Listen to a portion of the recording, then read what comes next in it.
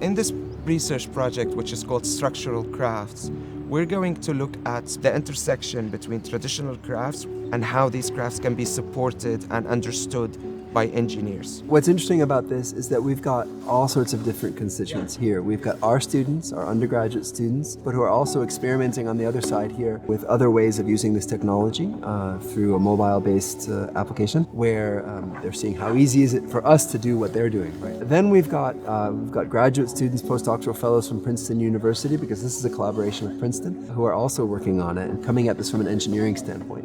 We had two parallel projects going together. One is that it's about education and one that it's about this experiment.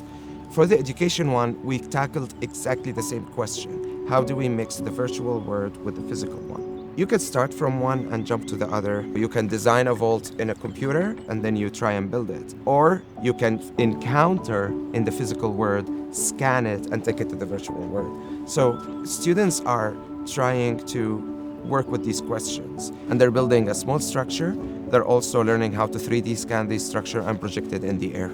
I think the benefit for the students is that they can see firsthand how the latest developments in digital design, architecture, and construction happen, and they can also experience it literally hands-on. Students are intimately involved with it, and then there's the kind of more passive way. We've got students who aren't involved in the project who are coming by and looking at this and asking questions, and I think that's really, really inspiring, right?